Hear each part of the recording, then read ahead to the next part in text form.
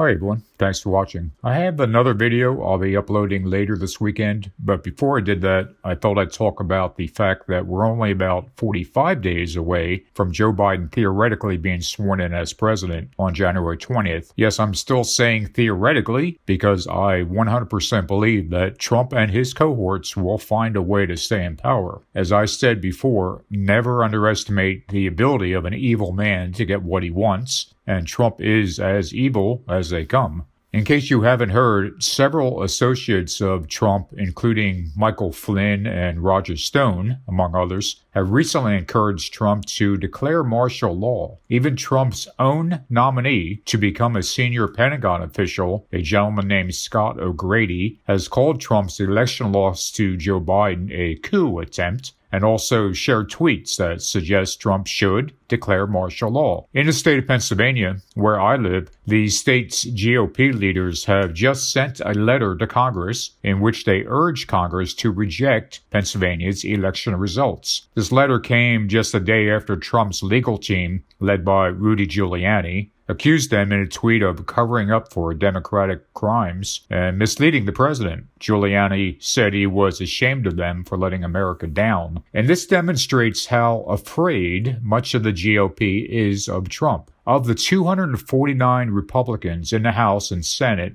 222 of them won't even go on record as to say who won the election. That's truly amazing. Perhaps they're thinking who can make war with the beast and have no desire to have Trump and his maniacal supporters attack them. There are also constant rumors, growing stronger by the day, of Trump firing Attorney General Barr or FBI Director Wray, or even potentially starting a war with Iran in order to throw a monkey wrench into the whole transition process. Is it any wonder that the 45 days between now and January 20th seems like a lifetime to many Americans? Tonight, Trump will be speaking at a rally in Georgia, ostensibly to support the election of Republicans Perdue and Loeffler to the U.S. Senate, but in reality, it will simply be another opportunity for Trump to rile up his base and also incite hatred toward Governor Kemp. Having said all of that, I know that many of you are convinced that Biden will be sworn in a month and a half from now as scheduled. Even those few Christian preachers on YouTube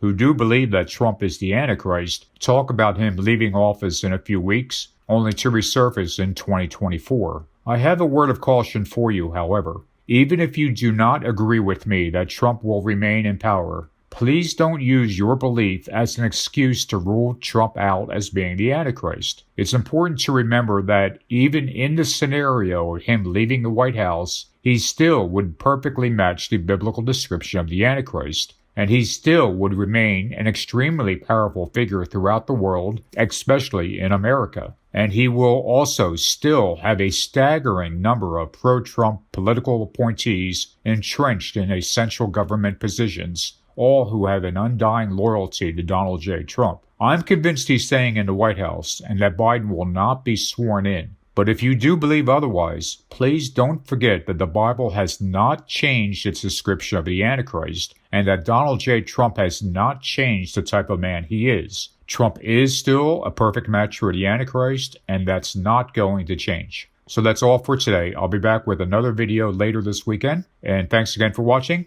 Take care.